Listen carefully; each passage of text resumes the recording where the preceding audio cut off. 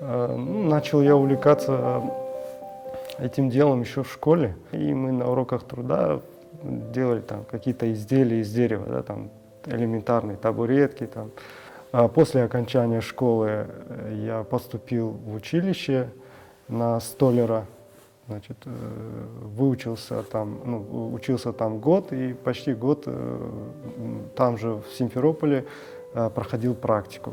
По прибытию домой я уже потихонечку начал применять свои способности, так скажем, уже дома что-то начинал делать. Собрал станок сам, токарный станок, и начал вытачивать какие-то маленькие такие изделия. Элементарно там какое-то я бревно видел, и уже я представлял, что с него можно сделать.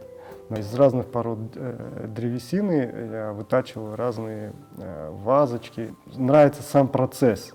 То есть я когда работаю с деревом, я полностью ухожу мыслями, я только нахожусь вот именно здесь. Процесс там шлифовки особенно, когда шлифуешь дерево, оно вот другой запах какой-то у него появляется, немножко нагревается, и вот чуть другой совсем. Разных пород древесины свой запах.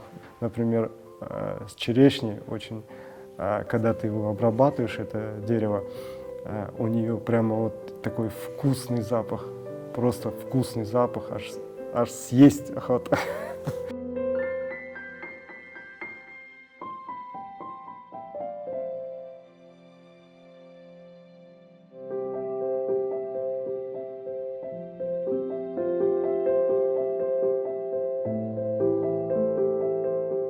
Национальный орнамент — это моя отдельная любовь. То есть мне очень нравится, допустим, использовать национальные орнаменты в моих работах. Там какие-то элементы, там, например, ножка стола, либо там часть стола, где я использую этот орнамент и вырезаю это, я полностью ухожу вот в эту вот атмосферу. Да. Это меня увлекает. Вот, допустим, вот этот орнамент, то есть, который я сейчас вырезаю, и этот главный орнамент, да, то есть это символ кипарис, дерева, да, это мужской символ, да, то есть от него отходят веточки, на этих ветвях, значит, уже женский символ, это роза, да, и маленькие ягодки. Маленькие ягодки — это наши дети, да, то есть как бы продолжение рода, берекет. То есть мне очень нравится, допустим, использовать национальные орнаменты в моих работах.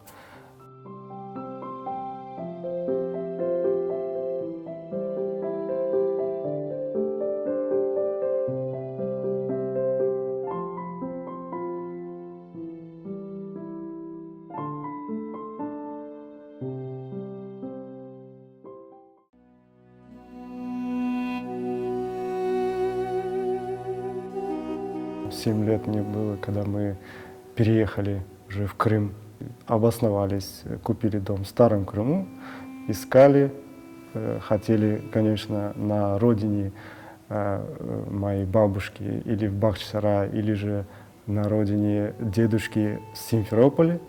Хотели купить, не получилось, получилось в Старом Крыму. Ничуть не жалею об этом, потому что очень компактный маленький городок, очень с большой историей.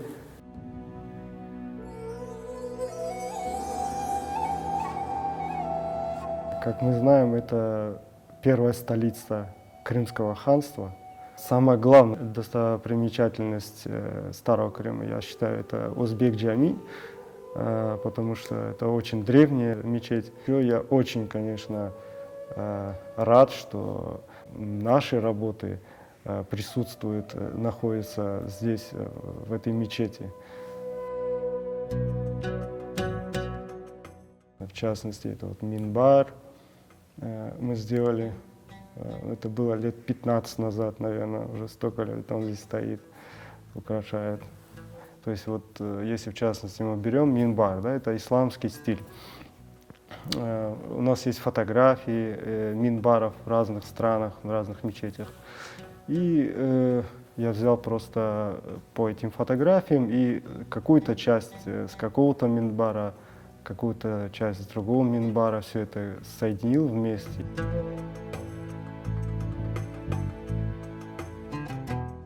Потом вот в этом году, значит, наконец-то с местными жителями мы здесь решили сделать второй этаж в этой мечети, потому что на джума, когда собирается народ, не помещались люди, поэтому вот, ну, значит, решили сделать второй этаж. Ну, применялись разные техники, там, броширование, специальные краски использовались для этого.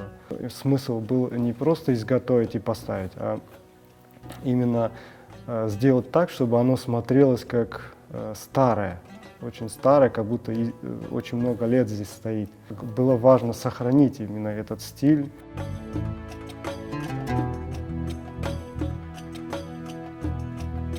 Дервиш-Эве очень много наших работ.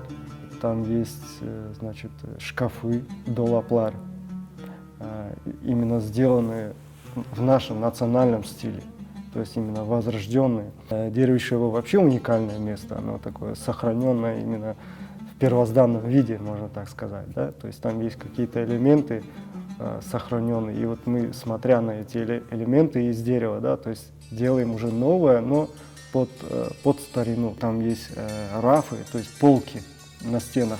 На них вывешивали разные полотенца, да, с вышивками, кувшины ставили на них. Раф, значит, состоит из чего? Это просто доска, полка, да, а под ним элемент кронштейн, который держит, называется папи. И эти рафы именно вот в нашей культуре они присутствуют, да.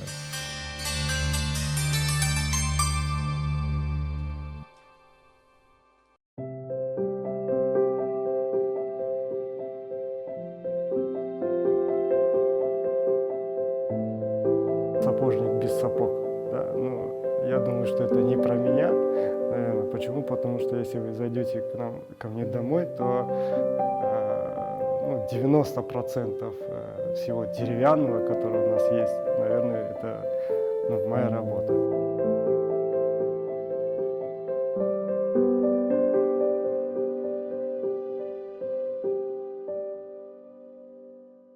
Воплотил в реальность мечту моих детей. То есть они меня давно просили сделать им такой детский домик, да, то есть двухэтажный, там, чтобы они могли подниматься по лесенке и играться в нем. Вот. Когда я это все сделал, они были очень счастливы, конечно. Это все вот меня вдохновляет, конечно.